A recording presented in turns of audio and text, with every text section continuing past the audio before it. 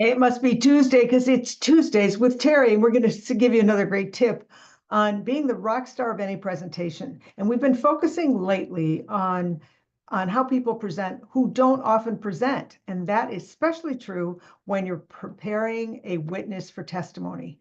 You know, you're in a courtroom all day long if you're an attorney, and so that doesn't really bother you as much as someone who's never testified before or ever been a witness. So prepping them is really important because it's part of the presentation that on behalf of your client and who you are and who you represent. So here's number one. We just recently had one where they didn't really look at the deposition, and she had made a comment that they later used against her. First of all, she was terrified. She was sitting in a very humble and uncomfortable look. Listen, we have to help them understand that it is, yes, it's intimidating, but practice, rehearse, talk to them, hopefully more than 10 minutes before they go on. The second thing is you have to understand the other side. In this particular case, we had a very aggressive attorney on the other side, and he was big and loud, and she was absolutely a wreck because she didn't expect it. That would have been something that would have been helpful had she had a practice a little bit so she would know what to expect. The third one is make sure that how she understands not to volunteer more information. Now, you already know this, but I don't know that we spend enough time with that person to give them comfort and security in the courtroom.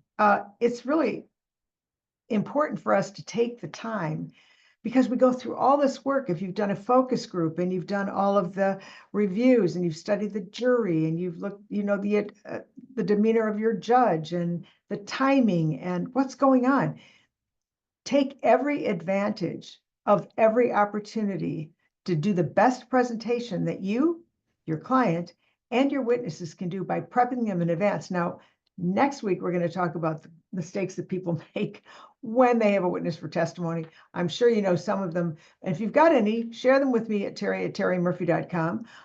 But one of the things that we know is that we always get better when we advance our skill set.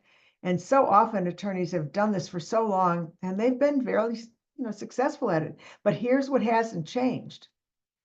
Principles are always there. What has changed is your consumer, your client, your jurors, your witnesses.